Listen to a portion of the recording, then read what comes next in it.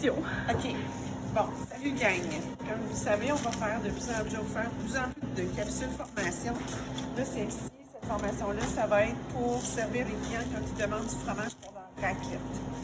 Donc, on parle bien de la raclette, vous savez, là, les petits poires là, avec une grille sur le dessus, puis les petits compartiments en dessous.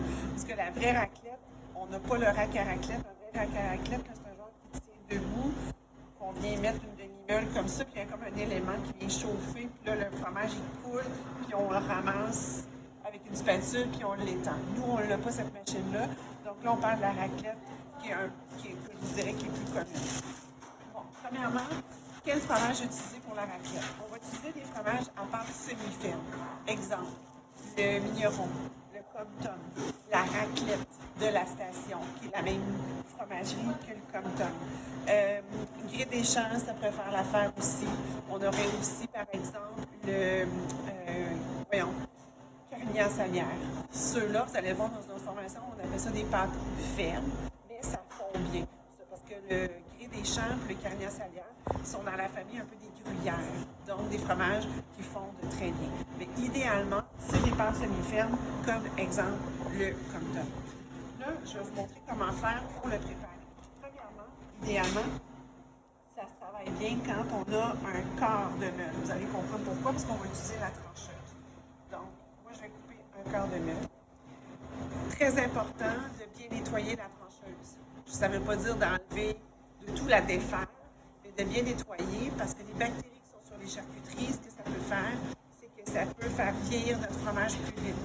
Fait que si on coupe notre fromage avec la trancheuse, qu'on prend notre morceau de fromage et on le resserre dans le comptoir à charcuterie fromage, mais notre fromage, il va avoir des bactéries qu'on ne veut pas nécessairement avoir dessus, donc on le fait vieillir de façon prématurée. Ça marche? Maintenant, quelle épaisseur qu'on fait? On va prendre, il ne faut pas quelque chose de trop mince ni trop épais. Donc, ce que je vais faire, c'est que je vais faire une tranche. Puis, je vais vous le montrer tout de suite après. Tu peux t'en mettre ici, ça va. Donc, voyez-vous là, je vais juste faire une tranche, vous montrer. Donc, ça, c'est une très belle épaisseur. Donc, je suis à 2. Donc, à 2, ça donne un fromage qui est bien épais. Donc, on va au travers, mais il est quand même pas trop épais. Donc, il est juste correct. Ça veut dire que quand ça va fondre, on va avoir une belle quantité de fromage, mais on n'en aura pas trop non plus. Ça marche? Donc, une fois que c'est tranché, on va prendre le papier comme ça ici. On met notre fromage. Si je continue, alors, je les superpose comme ça ici. OK? Et disons que là, j'ai une feuille. Disons que j'ai une rangée qui est faite. Je replie comme ça. Et je continue. Si à un moment donné, je vois que ma meule commence à être disproportionnée, trop longue par rapport à ici, je vais venir utiliser l'autre côté pour que je puisse toujours avoir un fromage semi-rond, comme on peut dire. Okay? Donc, comme ça.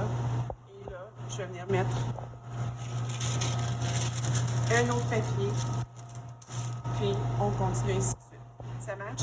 Quantité de fromage idéale, on parle de 100 à 150 grammes par personne pour un repas principal. Si on parle d'une entrée, on va aller de 50 à 75 grammes par personne. Ça marche? Donc, si jamais vous aimeriez que je fasse un aide-mémoire, je demande un volontaire pour faire ce petit aide-mémoire-là qu'on pourrait mettre proche dans la charcuterie pour savoir le numéro à quoi mettre le fromage, c'est quoi les fromages qu'on recommande pour la raclette, parce qu'on entre dans une saison de raclette, puis aussi l'aide-mémoire par rapport à le nombre, la quantité de fromage par personne. Ça marche? Si vous avez des questions, n'hésitez pas à venir me voir.